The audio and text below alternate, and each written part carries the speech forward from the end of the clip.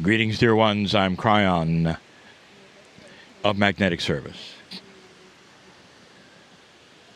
This is the second channeling from the island of Kauai. And we come to you from a place that is famous on Kauai. And it's called the Fern Grotto.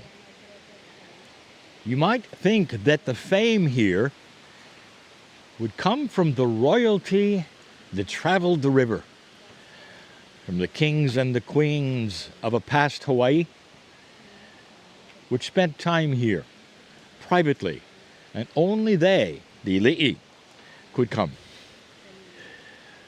But that's not what we are going to discuss. Instead, we discuss something even more profound. The energy of this place has not been set by the ancestors or the royalty. You see, for the last 80 years, there was a tradition. And the tradition is this, that from all over the world, lovers would come here to marry, to say their vows, or just be together. And they would hear a song that wasn't even written by a Hawaiian, but became the song to sing right here. And so the rocks and the ferns and the dirt have heard this song for over 80 years, many times a day, through all kinds of weather. They would come.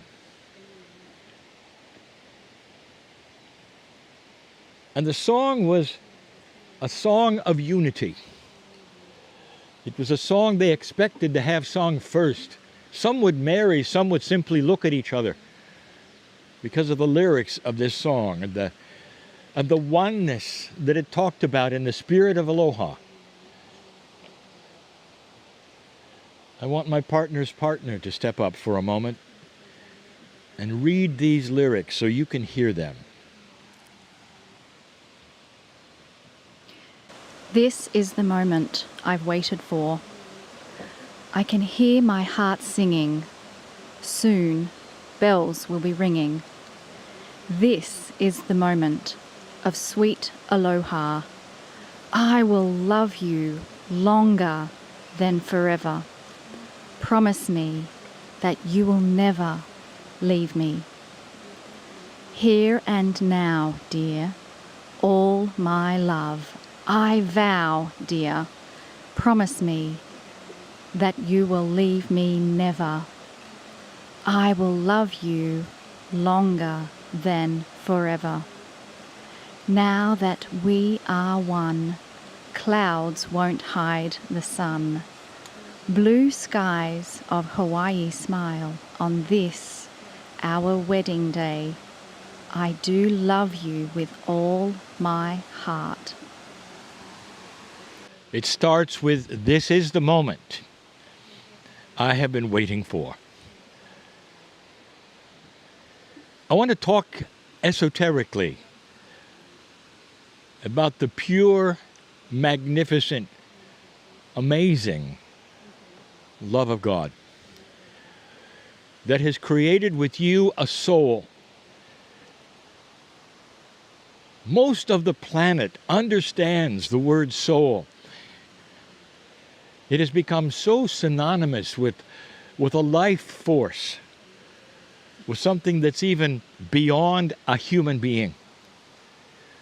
So much has it got into that which is the way of the vocabulary of the planet that even those who are nautical, those who sail the ocean, will describe the number on board as souls on board, not even humans, not men or women, souls. The soul is something that is so complete that it cannot be then even doubted. There is a creator, dear ones, who knows your name, who loves you. While you stand here, those among the group here I want you to understand, as you stand upon the wood looking at the grotto, there is a soul in you that the Creator of the universe put there. And it wasn't so that you can come here and suffer. It was so that you could come here and by free choice meet something that was so astonishing that even to this day there is controversy about what it is. Those who are esoteric would call this something, the higher self. In so many belief systems, it is known by other names, but it is so much there and so alive. And what makes it mysterious is that it's you, the sacred you. So you become aware that there's a duality, perhaps. There's a human you, and then there's a sacred you. And what we have taught now for all of these 30 years is that as you walk through life, the task is to find the sacred you, to be synchronized in coherence with it, to understand that it's there so you would look for it. So let's talk about that soul that you have just for a moment, just for a moment. Can you imagine walking in a wilderness and having the one that would love you the most beyond any human on the planet be around you, perhaps be following you in an invisible way, while you slogged through the energy, looking for something else, not being even aware that there was something so amazing as a part of you that would love you so much that if you could unify, it would change your life forever. Once you have the sparks of unification with the soul that is yours, it's forever. It is a forever unification because it changes the way you think, the way you act, the reality that is yours, all of those things. I want you to think for a moment on the energy that is right here where you sit and where you stand. What would the energy be for that song with those lyrics sung many times a day for 80 years here? Can you feel it? This is the place of unity. This is the place of lovers. Would it be too much of a stretch to say that when you meet that higher self of yours, you become lovers of a high caliber and a vibration because you continue to love one another, yourself? Loving yourself is not something that is vain. Loving yourself is an assurance that you're a piece of God, knowing who you are. You love yourself enough to know not to step into certain kinds of vibrations or dramas. You love yourself enough to have the wisdom because of the unity that you found, perhaps with the sparks, when you realize and recognize that lover who is you.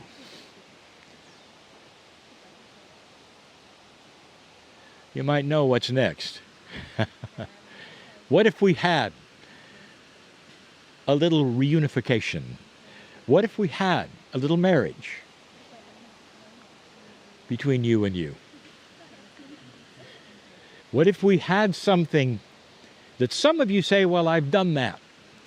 I'm here because of it. Well, what about a renewing of the vows?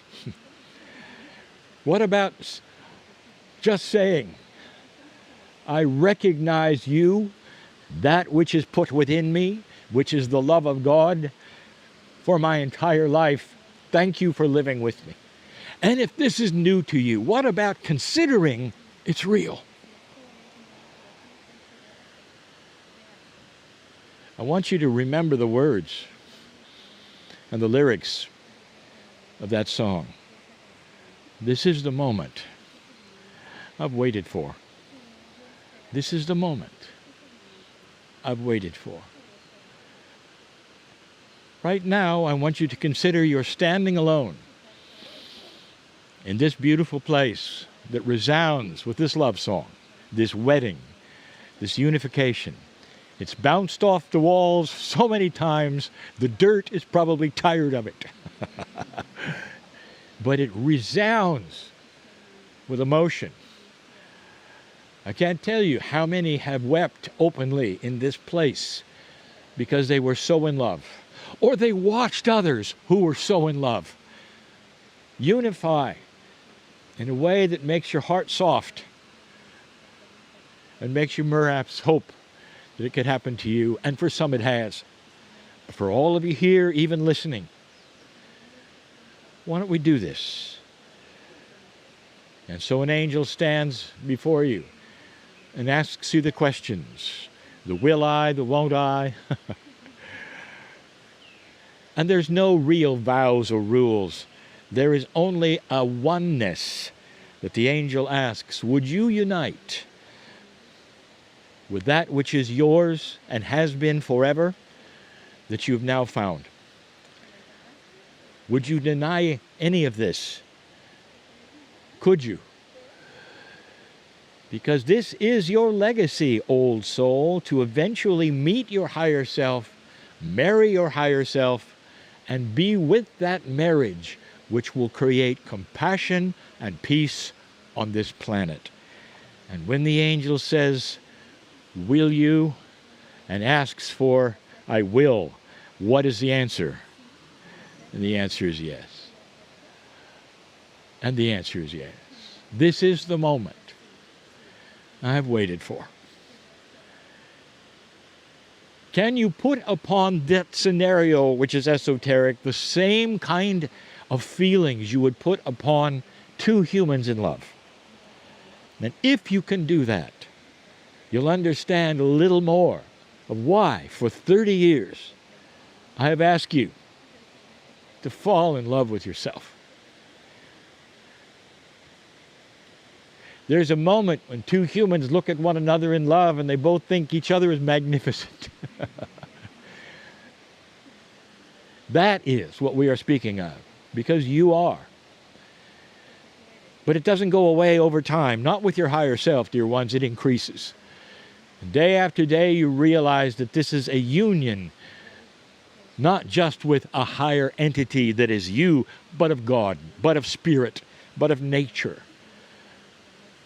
How many of you have looked upon this isle of Kauai and have seen more than the green? You've heard more than the water or the wind.